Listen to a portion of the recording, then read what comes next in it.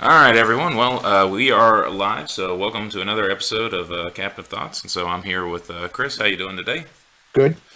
All right. Well, good to see from everybody. So we got a number of topics. So we had to miss last week because both Chris and I were pretty busy. Of course, it was Memorial Day week last Monday, so we were taking that off. But we're back here. So a number of things that have happened, and so we'll talk a little bit about the Uvalde shooter, as well as a few other mass shootings that have kind of gone on, and the response to that.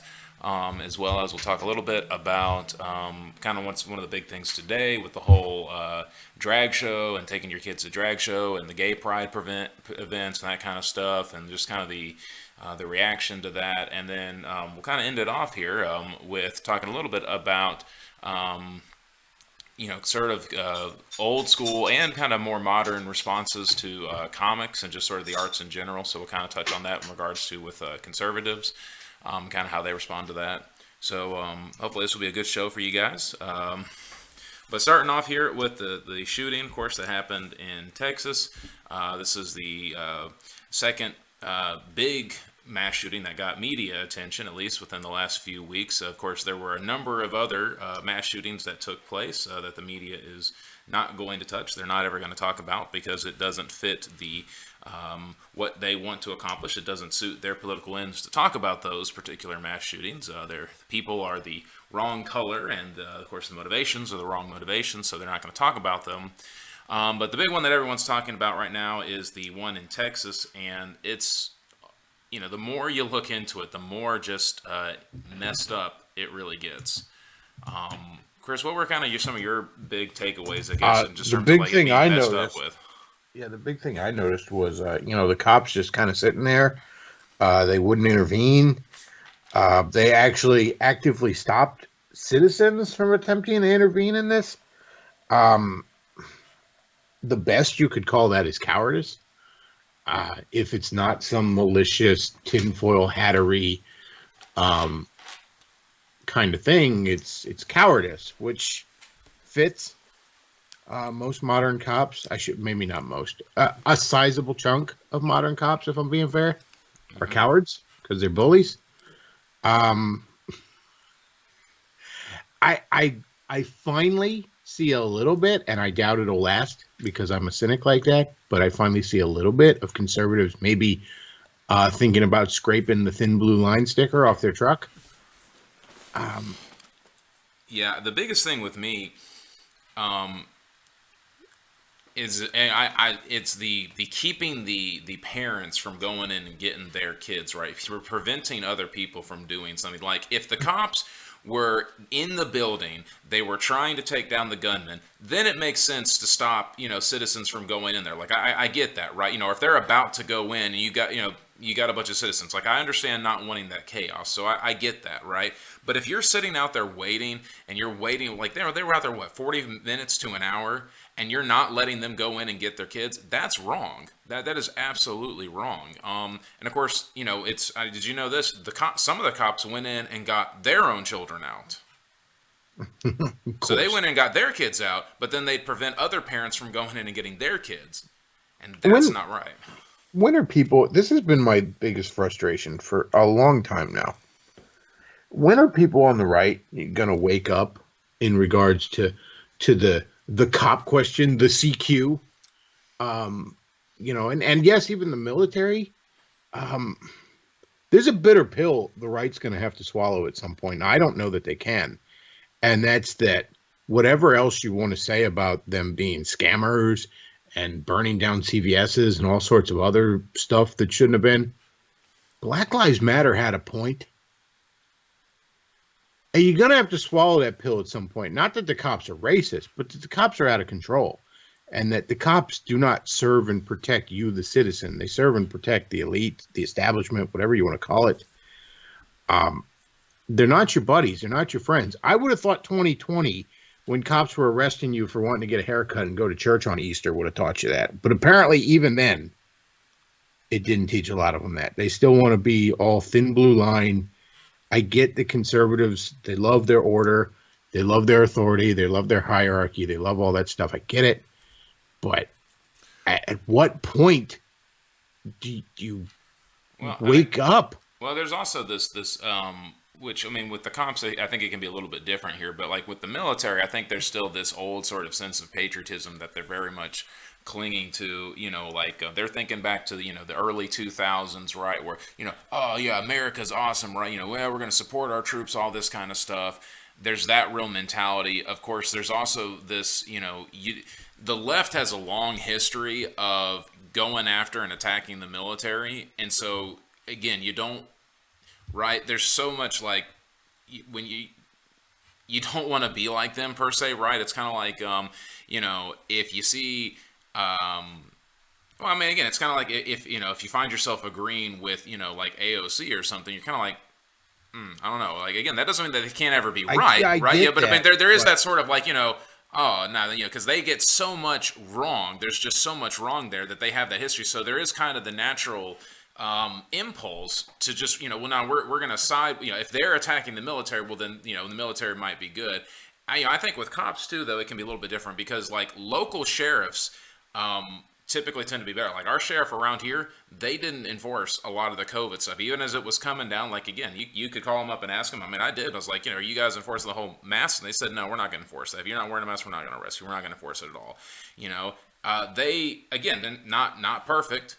But there is more of a sense of them trying to actually do what they're supposed to do in this local area. I think city cops, metro cops, there's a little bit of a difference there because there's a lot more of the bureaucracy involved. So you get that attracts a different kind of person, right? People who are not local to the area. It's more of a job. There's certain perks that to me I think tends to attract more of the bully kind of mentality as opposed to the more local cops where these are people who do seem to care about the community. They maybe have a history of being police officers, so they care about that job and that role there. And I think the fact that there are still a good number of those cops that exist.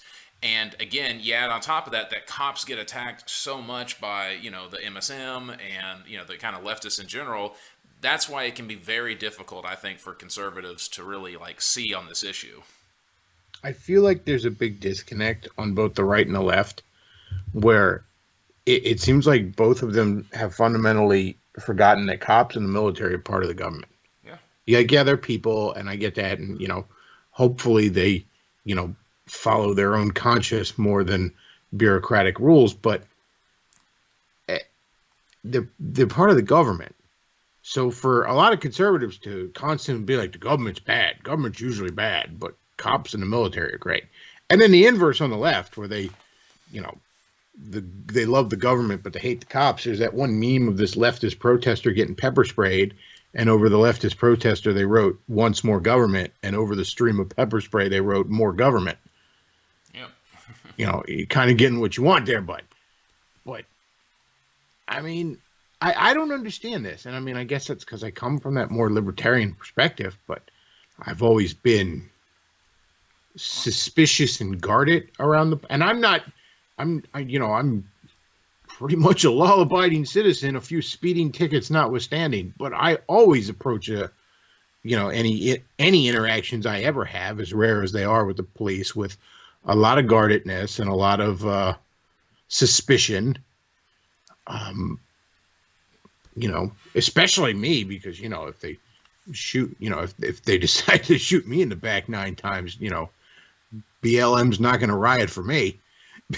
Yeah. Oh, yeah. Well, no. Well, again, I think, I think part of the disconnect between both the left and the right is the fact that what all Americans really have to come to terms with is that there are actually 3 political movements, major political movements in the nation. You've got the left, you've got the right, and then you've got the establishment. And the establishment only cares about the establishment. This is why you'll get Democrats voting certain ways, even though it goes against what their constituents want. This is why you get Republicans, right? We call them rhinos.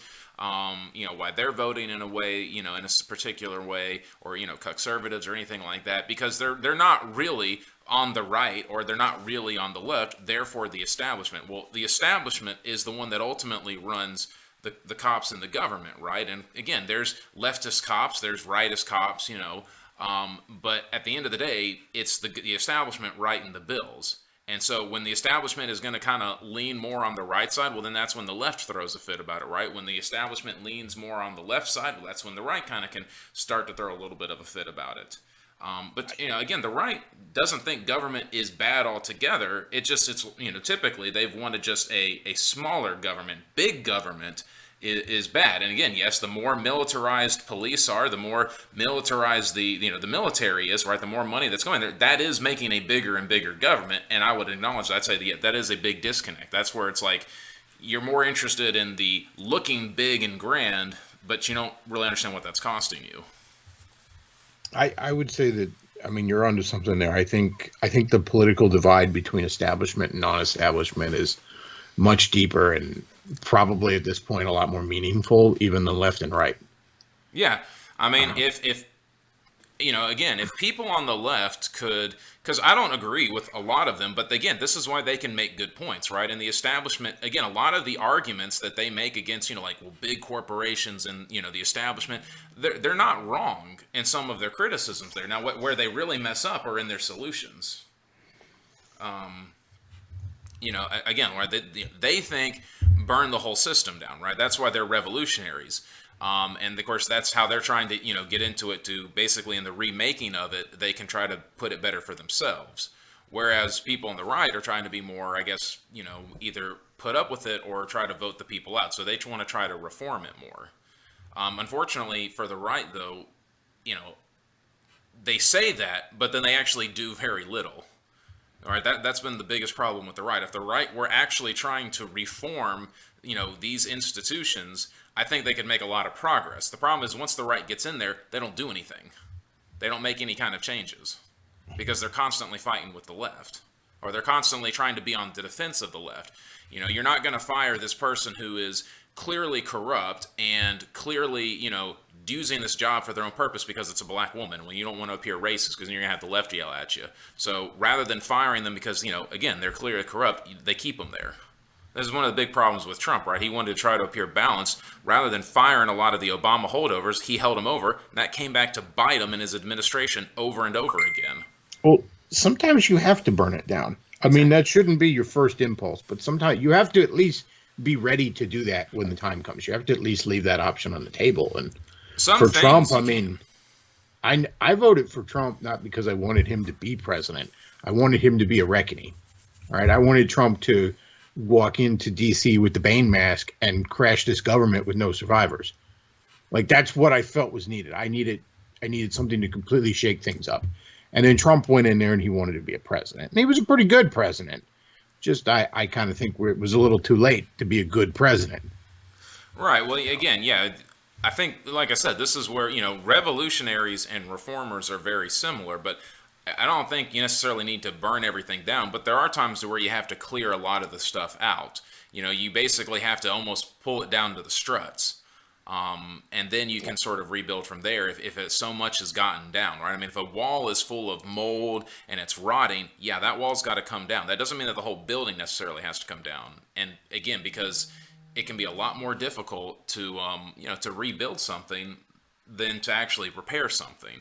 I agree, but it just especially with governments, you have to be prepared at a certain point to be willing to. There's that old saying that sometimes the best way to protect your village is that the barbarians know that you would sooner burn it all to the ground than let them take it. Yeah, but the problem again, it's, and of course it's the harsh. issue with that is you've got to have a place to live though after you burn it down. True, but I mean, I'm just saying there has to be there has to be a point, a line you've drawn somewhere where it's like, okay, after this, it's scorched earth. No, I would. It's not something you do lightly, but there has to be a part of you willing to do it. No, I agree. Well, I mean, I agree completely, and I'd say that if the right really wanted to get serious, they really need to be organized to be in a position to where they could burn it all down, right? I mean, so if people on the right politically were really serious about taking back political power in this nation long term, not winning elections, but seriously taking back political power, we would want to get very secure governors, all right, and very secure a lot of local elections won. So that way, if the federal government ever got to a point, then these governors could be the one leading the charge saying, well, you know what, our state's pulling out of the union. We're backing out. That's it. Oh We're yeah, done. the local levels are a lot more important, and I realize it's not as easy to follow your local politics. It's probably not as exciting, but yeah, that's definitely you probably need to pay more attention to who the comptroller is in your state than who the president is, you Well, and know. it's going to take a lot And of for most of us, that requires looking up what a comptroller even does. Well, and it's going to take a lot of preparation too, right? I mean, and again, you can say this, right? You don't, however anybody feels about the whole Russia-Ukraine situation, right? It's become very clear that Russia spent 10 years preparing for this. And so when they did it and all of the predictable sanctions came that everybody else was going to do, they've been able to weather them. Now, again, you can feel however you want about Russia invading Ukraine. I'm not putting a moral judgment on it. All I'm saying is that Putin was prepared. Russia was prepared to do what they were doing here. They knew that they were going to be upsetting the status quo by going into Ukraine, and they had been preparing for this. They had been ready. That's what the right has to do if they really want to, honestly take back power, is they have to be that kind of level of prepared. Be prepared for the banks to close out, which means what? We need people who own banks. So that way, when Bank of America cancels your account, well, here you go. You can go to some other bank that's owned by someone who is agrees with you idealistically. It's not going to cancel you. PayPal, all these other things. It requires individuals in these areas who have built up these different, institutions that you can rely on. So that way, if you get cut off from the main one, well, then you've got these as backups. Say what you will about Doug Wilson, I'm certainly not a fan of his in a lot of ways, but he's building up quite the little tiny empire in his hometown there, and that's smart. Like, yeah, he has the Jerry Falwell showmanship, but he also has the James Dobson levels of organization. And that's what's going to be necessary. I mean, and again, that's the left has done this. The left has been very organized. They've been very, and again, that's part of the kind of the nature of people when they kind of go to the left, but they're very good at organizing and, preparing these things. Now, again, it's easier when you have the kind of institutional power that they've had. It's also easier when you can sit in a school and plan this. But, each one of these steps has also been planned. What the LGBT movement, a lot of what they've done was carefully planned. It was, you can go and you can read a lot of the stuff and how they wanted to go about it, the methods that they've used. This was, they weren't just reacting to the world around them. They were being proactive. And again, this is where, being a quote unquote conservative kind of lends itself to losing, because if you're only trying to just conserve something rather than pushing in a particular direction, you're always on the defensive. That inclines you to not be proactive. It inclines you to just be a reactionary all the time. You're reacting to the world rather than engaging with the world. Conservatives are very good at talking about what they're against and not so much what they're for. We might get to it later today, but topic of the arts. They're very good at talking about, oh, this piece of media is bad, but they usually prove to be very bad at producing any art themselves worth consuming, worth enjoying. And the problem is eventually the negativity burns out. People get burned out. Yeah, people just get burned out with that. And it's like, okay, but I want to watch something or read something when I get home from work. People can't just sit around protesting something all the time. And we're seeing this with the left right now, again, as they basically have lost what it is that they're actually for, because what they've kind of attached themselves to is so crazy, they really can't promote it. So they don't really have anything to promote anymore. They can't be for gay rights or any of that other kind of stuff. I mean, it's not like it was back in, 2012 or, 2008 when they, had more of a platform.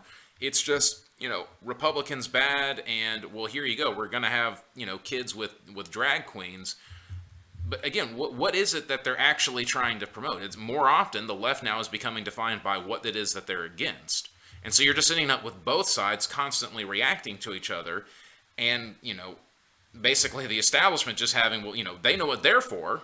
They're for just making more money for themselves and, consolidating their power. And they're making a lot of strides in that. And I still think, I know it's the libertarian in me, I still think a lot of people on the right need to get over a lot of the authority worship. that does them no favors. I mean, that's not what this country was founded by. This country wasn't founded by good little boys who follow the rules and, salute the troops and stuff. This country was founded by people that would rather burn down the docks than pay a slight tax increase on tea. Well, that might be an extreme position, but they didn't have to pay that tax increase on tea, did they? Yeah, I think both sides could recognize that there's room in the United States for both of those positions, right? And recognizing that both have places at different points in time. Like, I'm not somebody who's an anarchist. I don't think we should have no authority and no hierarchy. I just feel like the people in charge have to also be afraid. Yeah, no, I agree. Like, you should be afraid of the people in power. You should. When a cop pulls you over, you should be afraid because he's got a gun, and if he shoots you in the head, he's probably only going to get a suspension, unless there's a bunch of you should just be afraid. You should respect the authority and the power he has. But I also feel like that cop should be afraid that if he acts a fool too much, maybe something bad happens to him. Yeah, no, I agree. I think there should be a fear and respect on both sides. And of course, that's one of the points of us having guns, right? I mean, again, this is something I've noticed, right? Biden keeps talking about how, well, guns are for self-defense and hunting. And, they keep saying that self-defense and hunting, self-defense. It's like you're leaving out the main reason why we have guns. I can't help but notice that that's what you're leaving out there. I don't need guns to hunt because we have grocery stores. Maybe one day we won't. Maybe there'll be a collapse and we won't. I'll need them then. But for right now, I don't have to hunt. I can go get chicken and beef at the store. It's quite nice. Yes, self-defense is important, and so that is a reason why we need guns. It's not the only reason, and it's really not the reason that the Founding Fathers had in mind when they were putting the Second Amendment. Self-defense, you need to broaden that term a little bit to include defending yourself against the government. Exactly. That's why we have guns, is so that way if a tyrannical government tries to take over us, we can, push back against it with the force of a gun. So, it's no, it's not unnoticed that he's leaving that out. But I mean, I see all these pro-gun conservatives, and they got their little "Come and Take It" sticker, and they got it on their truck, and it's right next to a thin blue line sticker, and I'm like, you think you might have a difficult choice to make at some point, buddy?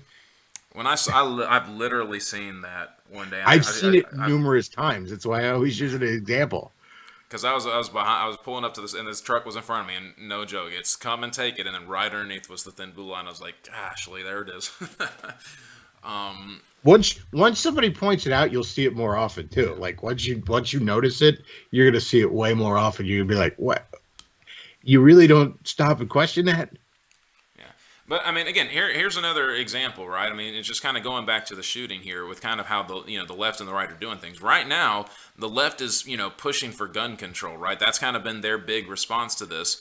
But that's a dumb thing to push right now. Gun control is a consistently losing issue for the left, especially after 2020 when you had a whole lot of new Democrats buying guns for the first time. Oh yeah, it's never been a good issue. It's never even been something that the majority of Democrat voters have supported. But then what is the right pushing in response? That's the right will spend all of the time talking about how gun control, how the gun control measures don't work, so they'll dismantle the gun control argument from the left, but then they've got nothing to offer it in its place. Well, that's not fair. Sometimes some of them will complain about violent video games. Well, okay, there you go. Or violent video games. But I mean, for the most part, a lot of them have kind of given up that talking point. It's really only the older ones. That's even good. But yeah, sometimes you'll get one of them boomers will come out and be like, "It's the Pac-Mans that are doing it." And so again, right? You've got one side offering a bad solution, but you've got the other side who says this is a bad solution, but then they offer nothing in its place. And then people wonder, well, conservatives, they just don't want the status quo to change. Why aren't you pushing for anything? I mean, again, you do have, at least in this time, right? Once again, they're kind of talking about arming the schools, right? Arming school teachers, which, I don't know how good of a solution that is. I don't know how much I trust your average school teacher, but all right. I mean, I'd be more okay with having an armed guard there. So, someone who's a little bit more trained, but, with all these libs of TikTok videos I see about school teachers, I'd sooner give the kids guns. Right. Yeah, no, absolutely. Gosh, man. but again, it's what do you really have to push back against that? And of course, again, really going into, well, why do we see school shootings? I mean, I do like the fact that some people are now finally starting to say, we've had guns in schools for a long time. We didn't have these kind of shootings until around the 1990s. So what changed? And yeah, going into that some, but again, you got to be willing to actually push it to where it needs to be. Right? They'll sort of, give everybody all of the different pieces and then kind of hope that they'll put them together themselves so that way they don't actually have to take a stand on something. I mean, nobody wants to talk about the fact, and I'm not excusing any behavior by any stretch, but a lot of these kids that do it are kids that have been relentlessly, I don't even want to say bullied, just basically tortured for the entirety of their formative years by their classmates, and then they snap. I mean, again, I'm not excusing anything, but what do you expect will happen? These kids are it's almost like a similar situation with prisons, which is ironic because most schools are physically laid out like prisons. That somehow these people are controlled all the time, the students or prisoners, and yet their safety is never assured. That's always been a weird thing to me. That's always been something people should take note of. Like in prison, you're controlled all the time by the authority, and still you have to worry about getting raped. Yeah, or stabbed. So in schools, you're controlled all the time by the authority, and for some, like everybody got bullied a little bit, that's not what I'm talking about, but for some kids, it's just this relentless nightmare. And in some cases, they're kind of bringing it on themselves a little bit. But the point is, it's a relentless nightmare for them, and they don't know how to deal with it. And nobody's doing anything about it. Well, and there's nothing else in the kid's life to they have no balance that parents or out. community, whatever. And so, they snap. And I mean, if a human being feels they have nothing to live for, nothing to lose, they're a very dangerous entity. That's just the reality. There's few things more dangerous than that. So a lot of these kids are just relentlessly tormented day in, day out. I mean, again, that doesn't excuse it. Don't try and twist it to say I'm saying it excuses it, but there does come a point where what did you think would happen? Yeah, well, and again, it doesn't go into a lot of these kids' home lives. Like, it wasn't the Uvalde shooter. This was a shooter from, several years ago, but how he was abused by his mother for a long time, how the father tried to get custody, but the courts wouldn't allow, and he was relentlessly abused by his mother, so then he snapped and he shot a bunch of people. Of course, again, for the Uvalde shooter, right, no idea where his dad is. His dad's not even in the picture. His mom, I believe, was in prison. He was living with his grandmother. Wasn't this also a transsexual, if I'm not mistaken, or transgender, or whatever we're calling him this week? So that got shared around, but that was actually not true. Okay, I had heard he was some sort of rainbow people. Yeah, well, they found a picture of a transsexual who looked a lot like him, and so they thought that it was him, but it turns out that as far as I can tell, that's not the case. But there was that gay dude back in like 2016 who shot up that camera crew. So yeah, no, I mean, and of course, again, what's producing the amount of abuse in the schools? And also, I mean, it is easy to overblow this kind of thing. I mean, it's not like it's happening every day. It's not like it's all the time. It's there's 350 plus million people in the continental United States, so No, it isn't. Everything is bound to happen once in a while, almost. So sometimes I feel like people want to overhype this stuff, like, oh, it's just happening every day, all over the place. Let's calm down a little bit there. No, I mean, there are other types of mass shootings, but usually they're more crime related, right? So like gang fights or robberies or that kind of stuff. That's usually where, majority of your mass shootings are actually coming from. Yeah, but the kind of more random in a somewhat peaceful place, what we usually define as mass shootings, they're still pretty rare.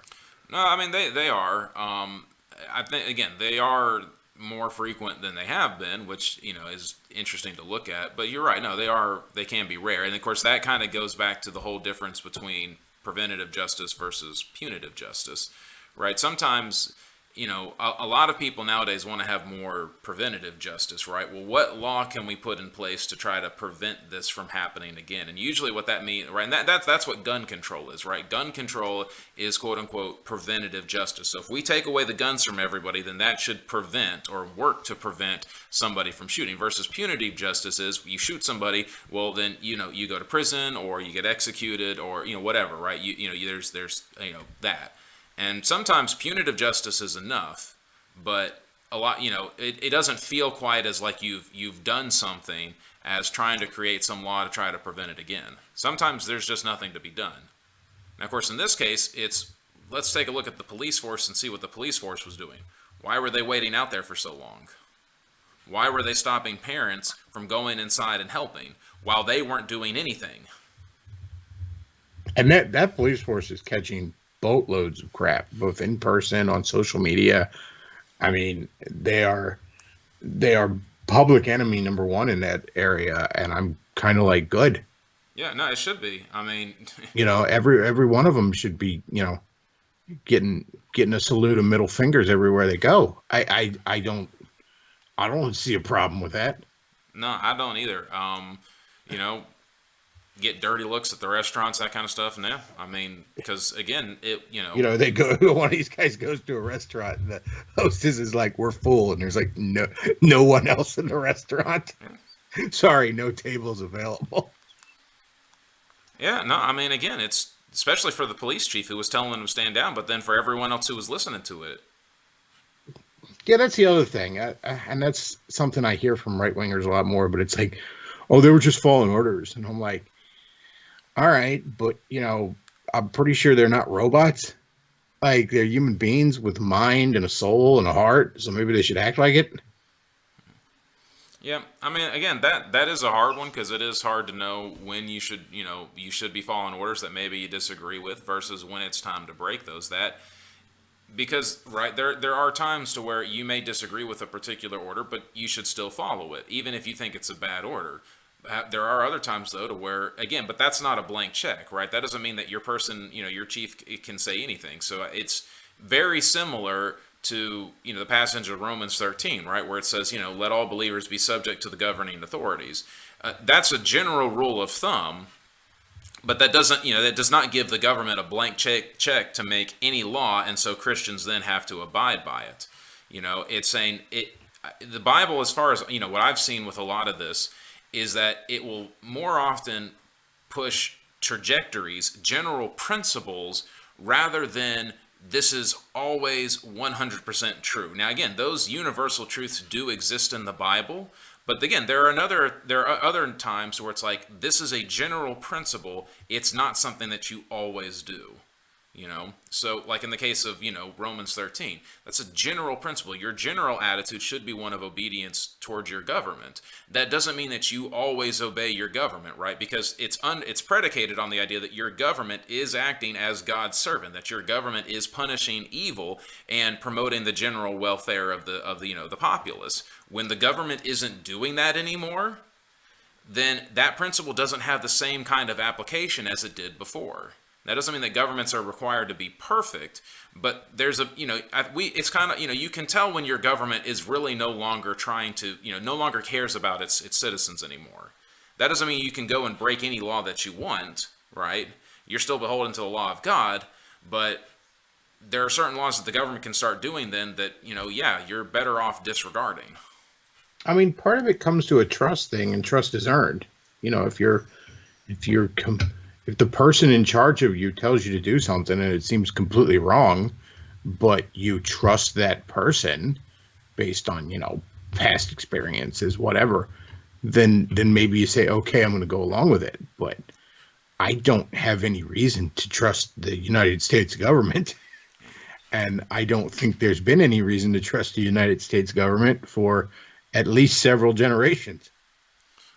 Well, and right, and I mean, again, it is a difficult one, right? Because, I mean, let's say that the police chief said, stand down. He didn't give any other reason, and, what he didn't explain to, his subordinates, because he doesn't have to, right? He's the police chief, is that, well, there was a SWAT team going in, but some guy, some cop breaks the order, goes in there, and then, gets shot by the SWAT team, right? So, now he's dead.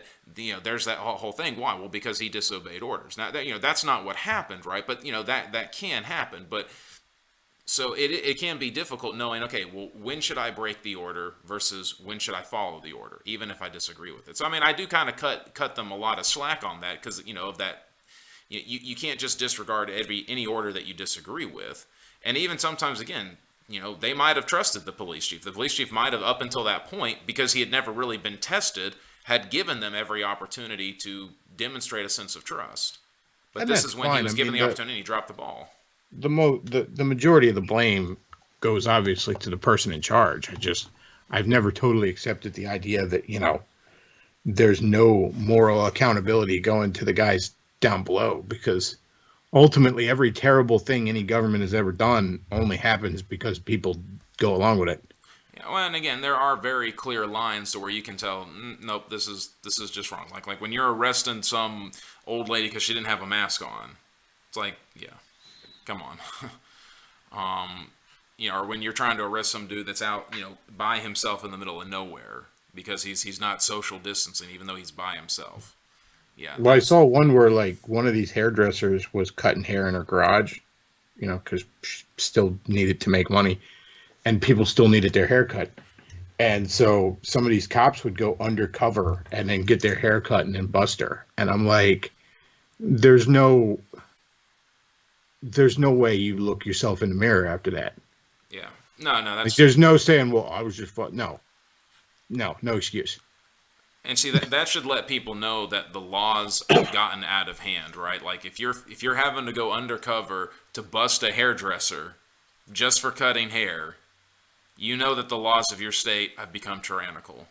As a general guideline, if something is illegal, I usually will ask, well, where is the victim? Yeah. That's just me. I find that a pretty helpful guideline. If somebody is, their person or property isn't being infringed on by another, I'm not really sure this is a case for the government most of the time. Yep. So,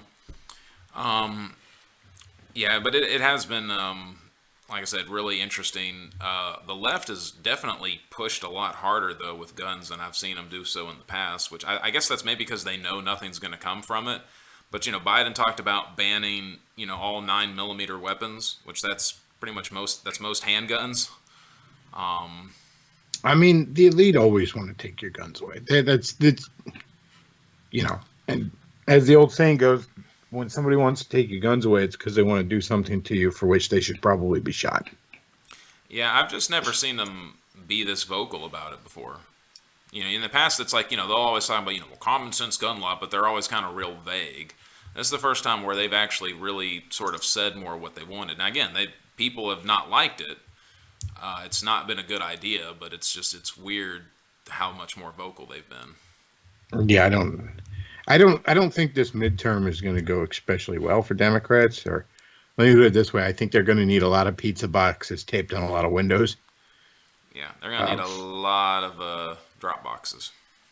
Yeah, there's going to, barring a pretty high level of shenanigans, which I certainly don't rule out. I really don't think it's going to go well for them. Yeah, but then again, right?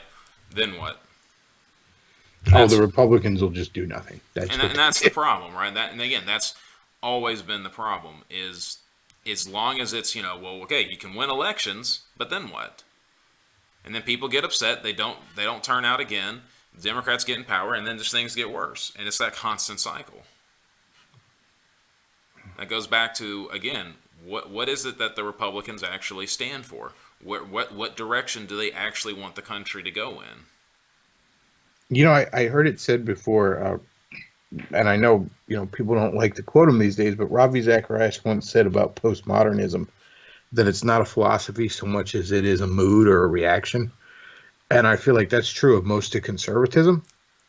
Yeah. There's not really a coherent philosophy there. It's just a mood. It's just a reaction to the left. It's why they call it reactionary. I mean, what does a conservative think is the nature and purpose of government? That's not a question most of them can answer.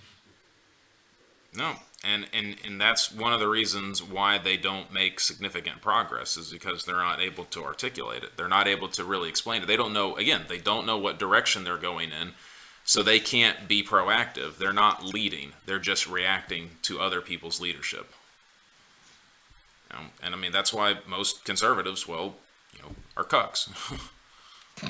I mean, it really is why the term cuckservative is such a stinging term. It's because you would much rather let other people lead and complain about their leadership than you actually leading.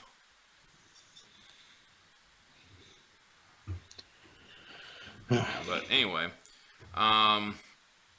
we'll skip the drag queen stuff because we're running out of time. So we'll skip the drag queen stuff for now. We'll talk about that next week. So with taking kids to drag queen strip shows and whatnot, I do want to talk about that false equivalence next week. But so you had something you were watching. You did a video recently on the 700 Club and somebody sent me some old 700 Club bit from the 80s. I'm gonna say it was like late 80s at the latest. There wasn't really a date on it, but they were covering like comic books and all the terrible stuff that was in comic books and how it confused and frightened them. And I've covered some of that stuff before on my channel. Like I went through a guy that was going over He-Man episodes and how he thought they were the devil. And Forney over at Terror House Publishing, he was talking about on Twitter a while back that conservative Protestants have a problem with literature.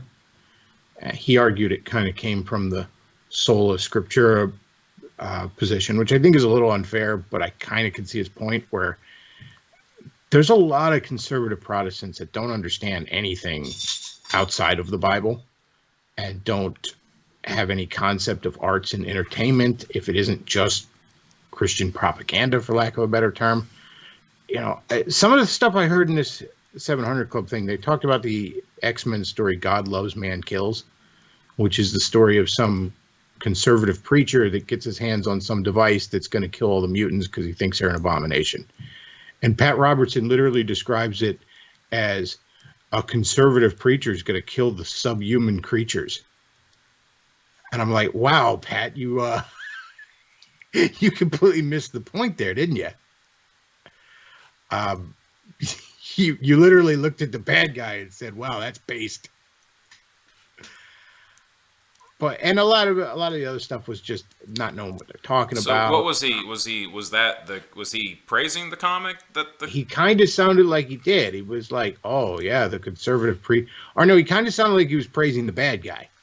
Because to me, it would seem like I guess my critique would be there is like, oh, well, of course he's a conservative Christian. We can't have any other religion doing it right. So he has to be a conservative Christian. That's the one that wants to commit genocide because that's how Christians are. Sure. Yeah, okay. I mean, in all fairness, but in defense of this comic, I would argue that Pat Robertson sat on TV and kind of proved the author's point. Because he looked at this comic and said, yeah, this guy's based. I guess if you want to think Pat Robertson is the model of conservative Christendom. Well, I mean, if you want to, this was the 80s. So, yeah, the guys like Pat Robertson and Jerry Falwell, I mean, that was what most people knew for conservative Christians.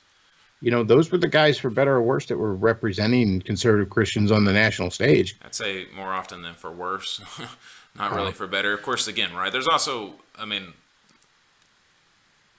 big difference between thinking someone's, based in the comic versus actually wanting to commit genocide. Again, of course, one comic's not a big issue, but that is a big trend in a lot of kind of, media. But also, and I'll defend that comic because it's one of the few X-Men comics I genuinely like. It's very much not anti-Christianity.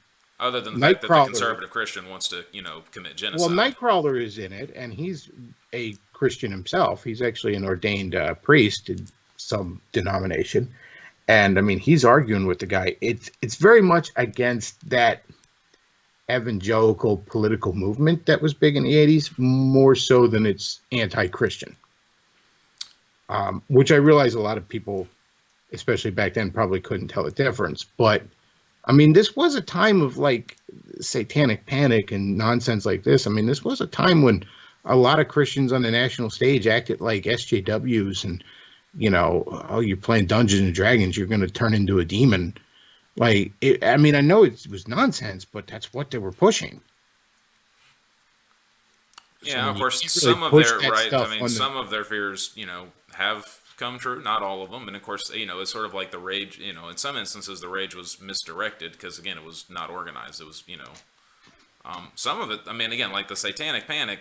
Yeah, it was sort of done with like Dungeons and Dragons, but then in some of these other cases, with like some of the murders, there was sort of a sense of a sort of a satanic ritual around there. Being concerned about that, absolutely justified.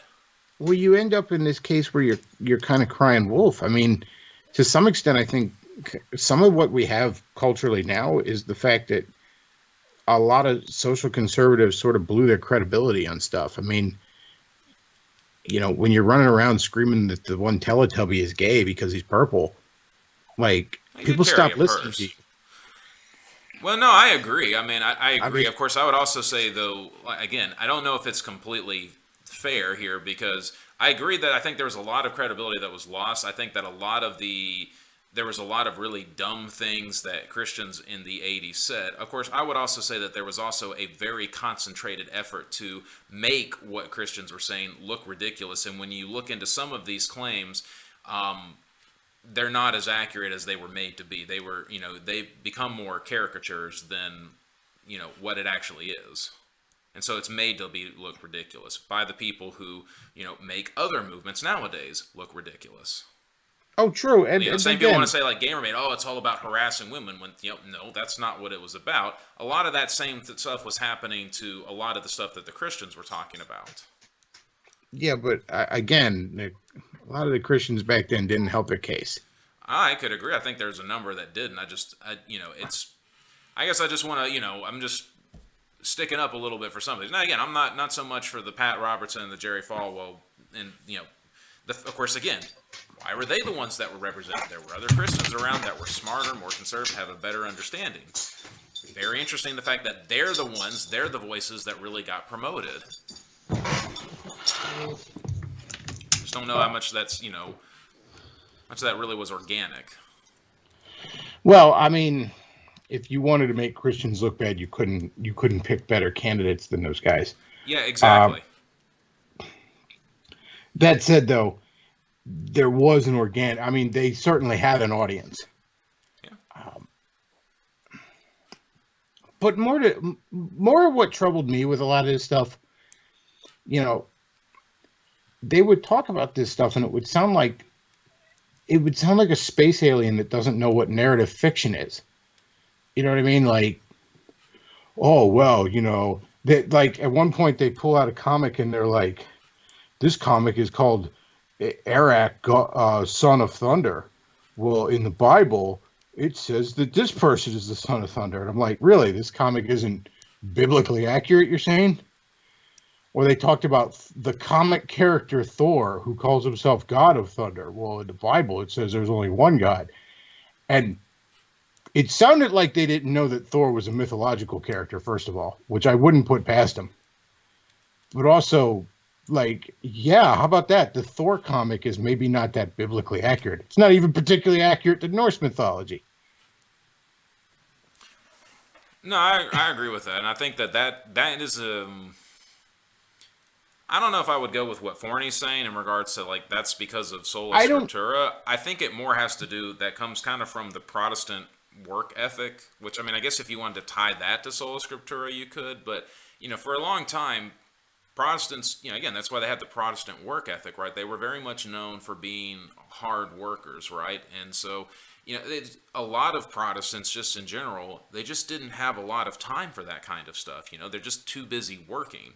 They're spending so much of their time working. So the reason why they don't have a whole lot of concept of it is because they don't spend a whole lot of time in it. At least they didn't for a long time because they were in the real world working.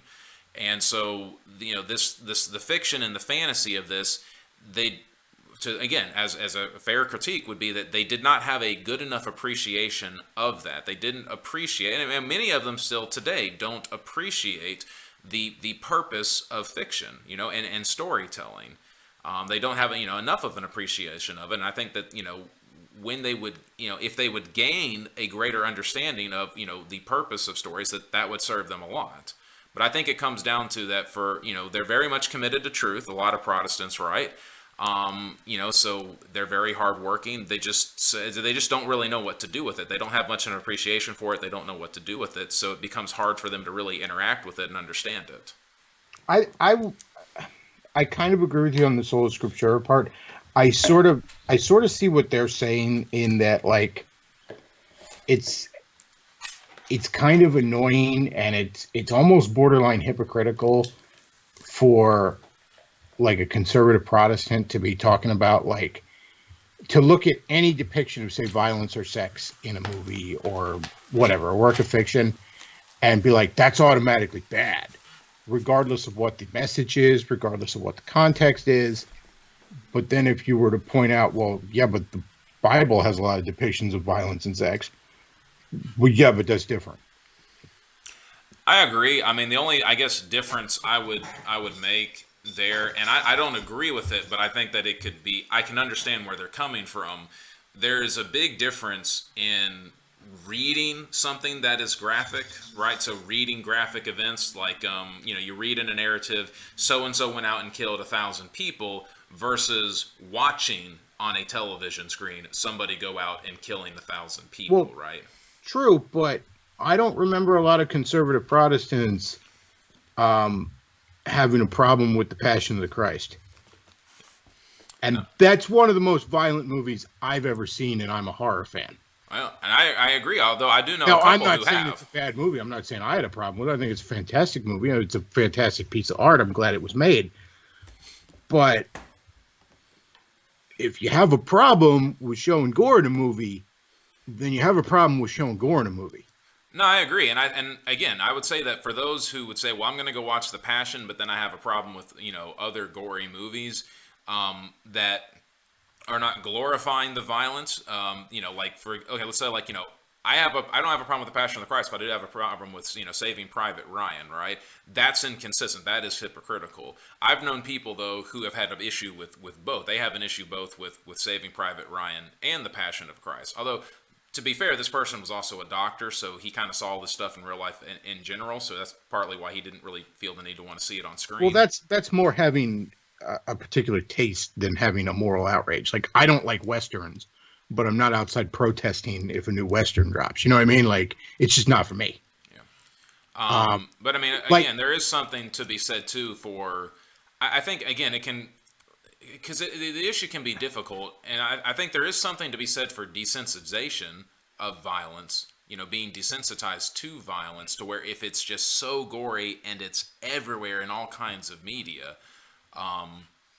That goes back to encouraging individuals to basically be careful with what they consume and how they're consuming it, right? That doesn't really go into the manufacturers. That really should be a call for people to say, if you're spending your time watching a whole lot of violent movies all the time and that's all you're ever watching, that's probably not the healthiest thing for you. You need to maybe cut that out and diversify what your entertainment is. Well, again, like, I watch a lot of horror. I always have. I'm a very big horror fan. I remember when Hostel came out, and I actually rented it with my girlfriend at the time. I never finished it because and I don't know, maybe the ending has, redeems the overall point to this movie. But to me, I was essentially watching 10 minutes of a softcore porn followed by a snuff film. I got about halfway through it and I'm like, shut it off. This is garbage. But that wasn't I can't think of any specific thing about the gore or violence itself that was like, it's just the overall piece of art is what I was responding to. I've probably seen worse things in a Pinhead or Freddy movie, but I never felt like it was necessarily, I never felt like I was supposed to be rooting for Freddy or Pinhead. Right. Well, but, this is another Eli Roth movie where everybody in it is unlikable, and it feels like the movie's just reveling in them being tortured to death. And I was like, this isn't. I feel like that, I kind of used the term Philistine before we were on the air, but the term being hostile to the arts. But I feel like a lot of conservative Protestants, they don't, and maybe that's because of the work ethic thing or two, but that's fine. But they just don't understand the arts. They don't understand entertainment. They don't understand fiction. And so, yeah, they're not going to question it when it's in the Bible because of religious reasons. But beyond that, oh, somebody said a naughty word. This movie. And I don't know. To me, that's exhausting. And to me, you can't produce good art and entertainment that way, which evident by the fact that, conservative Christians don't, by and large. Yeah, well, they'll produce stuff that makes money because churches will buy blocks of tickets, but it won't reach the general public. Like, I don't think a lot of souls were won by Fireproof or Courageous. No, they weren't. And this is where people need to be. Again, this is one of the reasons why they've sort of abandoned it, and that has, again, I think that's the fact that they don't understand fiction very well. And like I said, I would say I could be wrong, but just from my viewpoint, I think it is because just generally they've just been very much busy working, so that, like I said, they just don't have much time for it. Generally speaking, that's changing now, of course, as we're having more and more free time. But having people like, say, C.S. Lewis, who's written a number of fictitious works that are very good. I think that he provides a great way of engaging in that kind of fiction that's engaging for people all kinds, but it also has a very distinctly Christian perspective. I was reading Out of the Silent Planet and just hearing how he was describing space. In that book is just incredible. It was really engaging because he's like, it's always just, he even mentions this. He's like, we call it space, right? Which is this very cold and dark, place that we think about, but this is not what this is. This is the womb of planets. The original authors had it right. The authors of antiquity had it correct when they called it the heavens, not space, because this is where worlds are made. This is where it's created. So it's a really interesting take on, again, calling it space or the heavens there. That's the kind of perspective that, Christians really need in fiction, right? That's a distinctly Christian perspective, but you don't have to be Christian to sort of understand that and understand what he's saying with that, and it's a very compelling. I'm not put it as well as he has. You should go back and read the book. And of course, again, that's why his Chronicles of Narnia books have also been very compelling.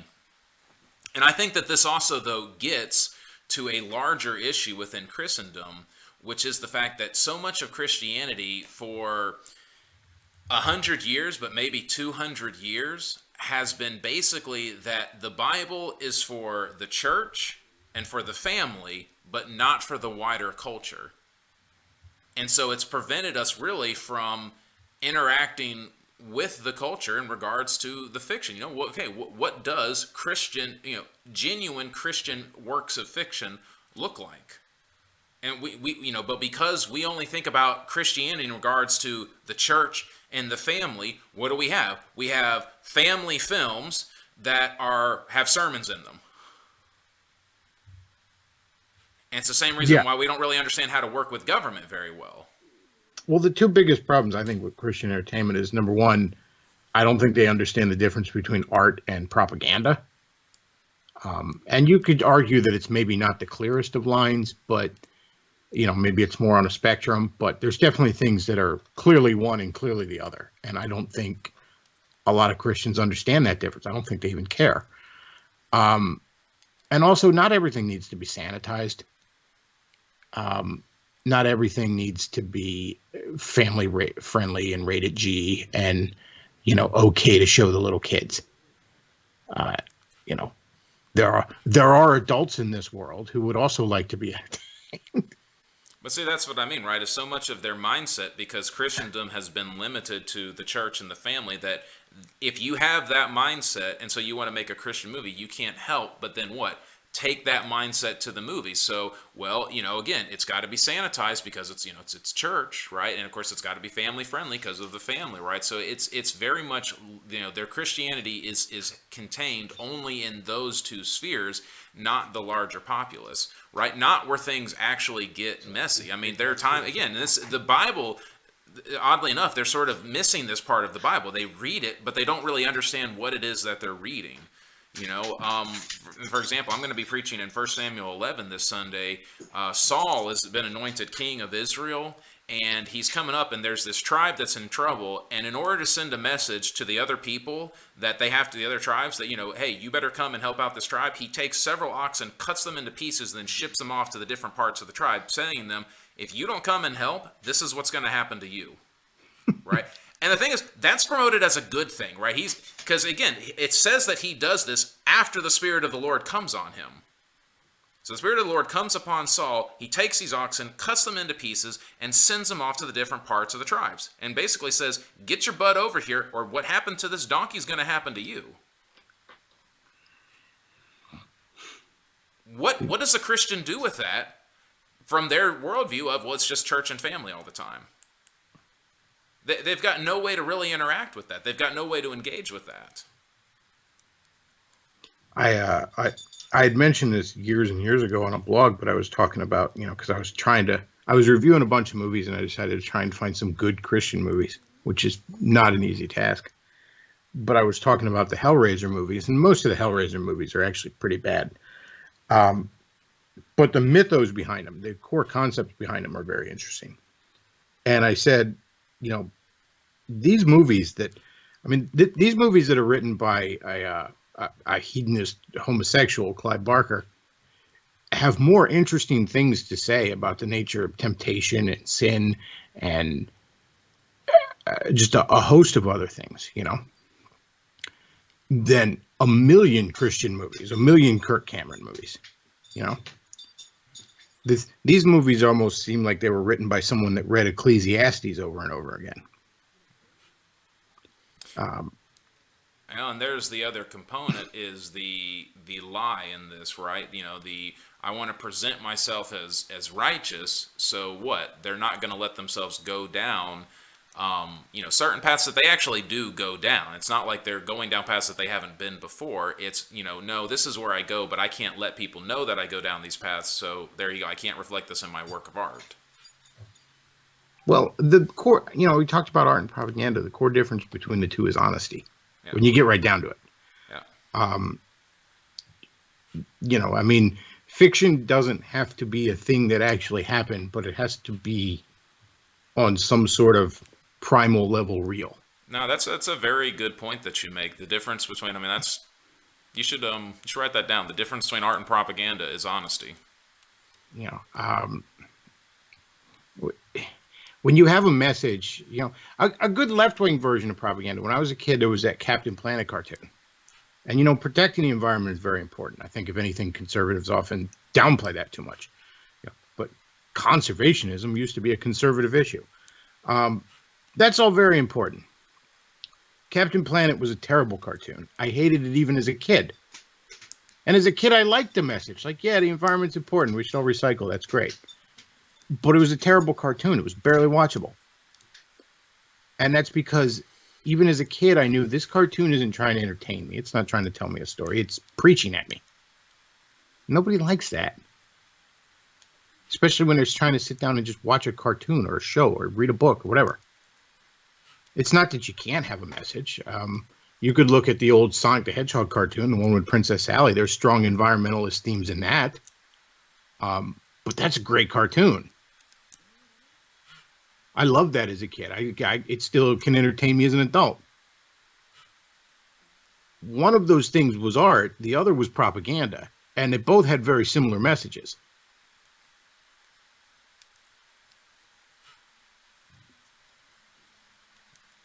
Yep. So, you could make stuff that has Christian messages in it, no problem. Even a lot of, I mentioned that God Loves, Man Kills. I would argue there's pretty strong Christian themes in that, despite ironically being based on quote-unquote evolution. The X-Men, oddly enough, have had several good Christian themes in it. There's an episode of the X-Men cartoon where Wolverine accepts Jesus. I'm not even making that up. The 90s X-Men cartoon. No, yeah, I've seen that one. Yeah, it ends with him in the church. Yeah, he's literally praying to God for forgiveness, I guess, for all the people he's murdered in his 100 years of life. But no, and it didn't feel obnoxious. I don't think anybody felt like they were getting beat over the head with something there. But there it was. Yeah, well, no, I mean, there's been a number. I mean, again, right? A lot of people, will talk about Tolkien's work. There's a number of Christian themes in Tolkien's work that are, again, not just about, that are not, inherently overt, but like the idea of, the men going to battle, right? Of, picking up their weapons, heading out, traveling, and going to war. That's very true in what is necessary, right? And seeing the horrors of war, but also recognizing the glory that can come along with that, honoring the fallen dead, recognizing the importance of it, and of course trying, you have to fight, but you're not fighting for fighting's sake, you're fighting to have a sense of peace. All of that is very true, and of course the lasting effect that war has, right? I mean, all of these are things that are, you can see these same kind of elements in the Bible, because it's reflecting the truth about it, and the courage that's displayed there. Tolkien mentions a lot of that, as well as a number of others, just, themes that can kind of point to larger truths, right? And this is where, again, Christians have to have this understanding that all truth is essentially God's truth. So, a work of fiction that expresses a true message, you can have a claim to that. It doesn't have, who was it? I think it was Aristotle who said that, stories are reimaginings of reality that delight, reworkings of reality that delight. You're taking real things, but you're presenting them in a new way in order to entertain, in order to delight the person there. They're not just about, telling a message, but the message, in part, is part of the entertainment because it's a true message. And that's why it, in part, entertains people. People like the truth. Yeah, but like I said, you gotta be honest about it. You have to let things be somewhat organic. Well, how you put that message in there. And I think this was, again, as left has sort of lost this, right? They had it for a long time, which is why they were able to produce so many good movies for a long time. But they've gotten so far into their ideology that it's past the point of making entertainment movies, and so their movies are not honest anymore. No, most of it is propaganda from them, and that's why people are turning it off. People don't want that. I mean, the people that there are certain people that do want that because they just want what they already believe to be just constantly reinforced. They never want to be challenged. They never want to think. So those people will consume it, but they're the minority. You're not going to pay your bills that way. No.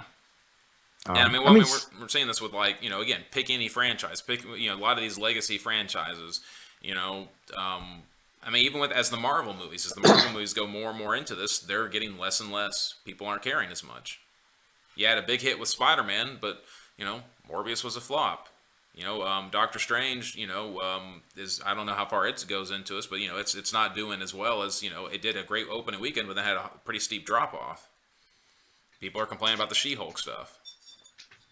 Yeah, a lot of people, Star Trek, Star Wars, those have been run into the dirt. And again, it's because Doctor Who, Transformers, He-Man. Yeah, people don't respond well to that. And, you can sell it to a core audience. Pardon me. Oddly enough, a lot of the Christian propaganda will make money. As long as you're not spending too much to make it, because Christians will buy up blocks of tickets to it and all, but it certainly doesn't have any effect on the broader culture. No, and I don't think it has a whole lot of effect on the Christian culture either. And of course, again, this also points to a larger point, which is that within larger evangelicalism, there's a good chunk of evangelicalism that's not been honest. We've talked about that a number of times. When evangelicals will spend all of their time bashing men for pornography, but they don't want to say anything to the girls with their Instagram accounts, that's not being honest. No, it's not. And Again, when evangelicals will go on and on and on about homosexuality, and they'll go on and on about the trans stuff, which, I mean, again, that's they're right on the one hand there, but then when they don't say anything about some of these billionaires who buy apartments and don't even live in them, and these apartments overlook homeless people. That's not being honest. I mean, can we say that that's wrong? I mean, again, I'm not saying, be a socialist and that's how we fix it, but can we acknowledge that that's just a greedy person who's buying an apartment, like a piece of art, and that's wrong? I mean, I don't know where that Bible they're reading. My Bible says, woe to those who add house to house. I don't want to talk about that, though. No, they'll occasionally they'll talk about gossip, but that's usually only if they're trying to hide the fact that one of their leaders is up to shenanigans. But, they rarely bring that up because that's more of a female following, and they seem to want to appeal to that more. Again, this, I've really lost this stomach for, the woman's got to lead up. She's the boss. I've really just lost my stomach for that. I just, anytime anybody says something like that, it's hard for me not to roll my eyes. It's like, no, that is, men, you're the ones that are supposed to be leading. Why are you letting your wives lead? You're the one that's supposed to be leading. That doesn't mean that you boss your wife around, but it's never meant that. But why are you calling her your boss? Why are you calling her your better half? She's your fairer half. She is your feminine side, but she's not your boss. But see, again, you hear all these pastors all the time. Oh, hey, men, happy wife, happy life. Up, you got to listen to her. Well, you do need to listen to what she's saying. That doesn't mean that you need to obey her all the time as if she's your superior. And of course, again, we won't be honest with women. We'll sit here, oh, it's so great. Oh, all these women out in the workforce is so great. It's so wonderful. That's what it should be. And again, I don't have a problem with women working. I can guarantee you, in my experience, a lot of women don't want to be out there. I've had a number of women tell me they would much rather not be out there working. Now, there's a lot of women who have their work, and it's very fulfilling for them, and they enjoy it, and good for them. There's a lot of women who don't, though, but they have to. But see, we can't talk about that. Again, even how we talk about men and women, we make men and women, in many ways we agree with the left, right? Where we're interchangeable. Oh yeah, man and women, there's no real difference there. It's not that being a man, there's physical attributes that we can define what a man is, and that affects how a man acts, or likewise for a woman. No, it's, a man is just this body, and there's certain things about being a man, but it had a lot of overlap with women, doesn't really matter, and, we won't be honest about it. I'm no biologist here. Yeah, exactly. I mean, again, I think I might, I don't know. Part of me really wants to write a book talking about how, like, our physical bodies help dictate, our actual who we are. Well, I actually heard an interesting lecture by old Jordan Peterson, the Lobster Man, on how consciousness has to be tied to being embodied, to have any meaningful, to understanding of things around it. And they kind of discovered this a little bit with AI. That they had to program these AI specifically for the little robot body it had. Mm-hmm. Couldn't just kind of make general purpose programming. No, I mean, I don't want to get like Freudian here, but you can kind of see it in the sexual organs a little bit. So I mean, again, you can go way too far in that direction, but to say that you can't see anything there as if, there's no connection between the body and the mind. Freud had a lot more of a point that everyone likes to say is discredited totally now, and it's like, yeah, Freud went too far saying everything's about sex, but a lot of things are. Well, no, they are, but in terms of like representing roles, right? I mean, again, depending on how far you want to get into this, but what does a man have to do, right, in having sex? A man always has to have, be dominant because they're the ones that are doing the penetrating. That's why it's what? It's called, banging, screwing, It's the man doing it. Not everything is the result of mommy and daddy issues, but a lot of things are. So the idea that Freud's completely, like, you just throw Freudian psychology out the window, I've never totally bought, because it's like Newtonian physics. It doesn't explain everything, but it explains a lot. Yeah, most people need to think about a lot of these people and take a sieve to what they say. A lot of the stuff is going to come out, but there'll be a few gems in there, and you can hold on to those. So, but yeah, and I think it's I guess conservative Protestants, and we really do need to be able to have a healthy understanding of the arts. And we have, I would say it is a fair critique to say that many conservative Protestants have lost that connection. We have had it in the past. And I understand, like, not everybody's gonna be into that. Like, some people just aren't gonna care. They're just gonna whatever. They're gonna want to work their job and watch their sports ball, and that's fine. Like, not everything's for everybody. But like, when you get up there on your little TV show and want to talk about things you don't understand, well, maybe it's become an issue. Yeah. Well, but the other thing, right, is that it is a part of the culture. So again, right, if because a lot of these Christians go, well, I want Christ to be leading the culture. Okay, but these are large chunks of the culture that you're just leaving on the table. I mean, does Christ have nothing to say about our entertainment? I think things would be a lot better if Christians were more involved in the arts. And I say arts, not propaganda. We have plenty of Christians making propaganda. Okay, yeah. But that's fine. That doesn't do anything. Plenty of conservatives making propaganda. That's fine. But the latest Ben Shapiro funded film with the latest canceled actor isn't going to change the culture. No. Now, again, that might be a stepping stone, right? That might be a way, that might be a platform that you can build upon that would eventually change it. So you do have to start somewhere. Well, yeah, but it's more, odds are the latest Ben Shapiro funded film is propaganda and not art, is my point. Yeah, no, I agree. I'm just saying in terms of okay, you're going to try to go to them, right? Or, because you might have to start small. I don't know if trying to take over Hollywood is necessarily feasible. They're pretty well entrenched, but you could eventually come up with another competitor. But it is, you can have low budget films that are good, but it's going to limit the kind of films that you can do. And ironically enough, the Kendrick brothers, the guys that did like Fireproof and all that. Yeah.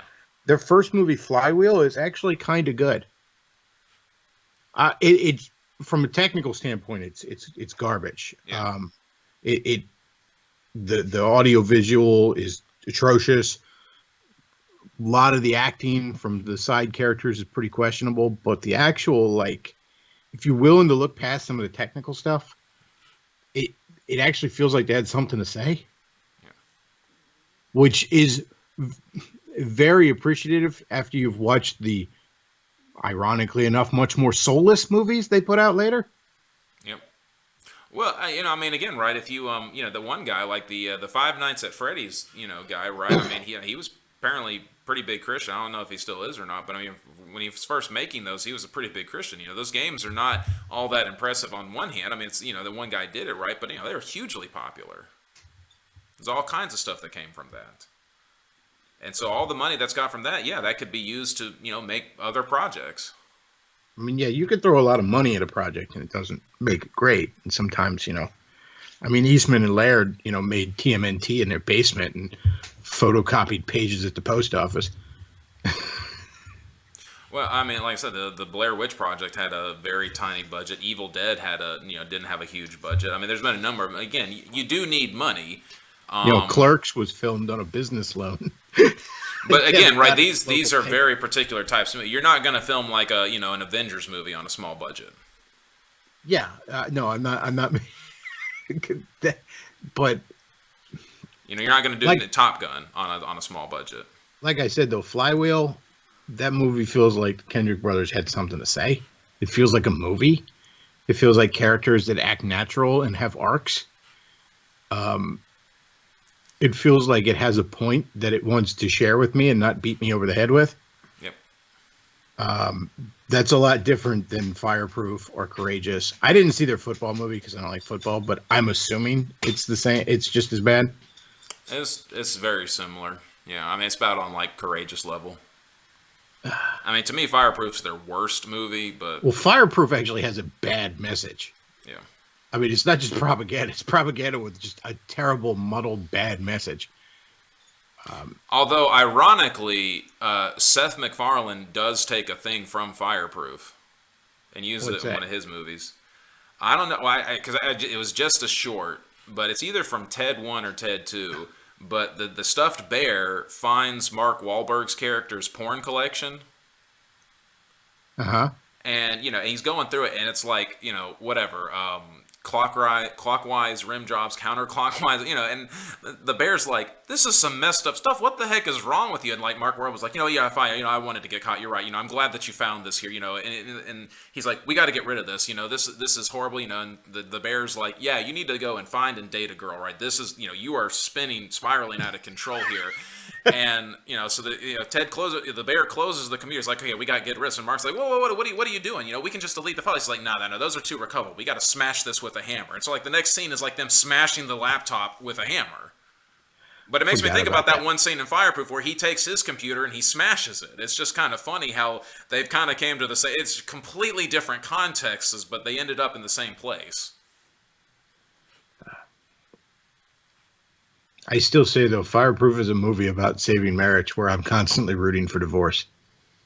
Yeah, though again, it's not honest about the faults. I've of never the women. wanted to see two people divorced more. Every minute in that movie, I'm like, I hope the next scene is this man divorced from her on his boat, finally free of this terrible woman. Yeah. I don't think that's what they were going for, but that's what I kept hoping for. Now, a better Fireproof movie is True Lies. Oh, True Lies is great, and that is exactly a better Fireproof movie. Yeah. That is such a pro-marriage movie. Or even Mr. and Mrs. Smith. I haven't seen that. That one's a wonder. Both the husband and wife are both spies, and they don't know the other is spy, and they work for like rival agencies or something, and then they're supposed to kill each other. And like through attempting to kill each other, they like once again rediscover their marriage, and then they're both like helping. They're both running from their respective agencies after that. Okay, yeah, I got you. Yeah, And it is so pro marriage, and again, it's so much better at that than Fireproof was. Wait, heck, Mrs. Doubtfire is a better marriage movie than Fireproof. But well, anyway, I gotta get going here. But All right. Anyone, thanks for watching here. So let us know what you think about this. So what do you guys think about sort of the shooting here and the reactions to that from the Uvalde and some of the other gun control stuff? What do you think about the when it has to do with fiction and sort of the Protestants' lack of understanding of the arts, and what can they do to reclaim that understanding, where they again, they can have a good relationship with entertainment, with fiction, with storytelling, and the arts, not propaganda. I'm just saying, don't let the Catholics dunk on us. All right. No, absolutely, and they are. I mean, that again, They are. The Catholics They are. They have a response to this, and so there are people who again. People are going to go to those who have a reasonable response. There's a number of people who have converted to Catholicism because the Catholics do have a response to this, where it looks like the Protestants don't. Yes, so don't let them dunk on us. All right. Don't let those Mary worshipers dunk on us. Exactly. All right. So, what do you think about that? But anyway, thanks for watching as always. And Chris, as always, it's good to have you on. So, all right. Well, thanks for having me. All right. We will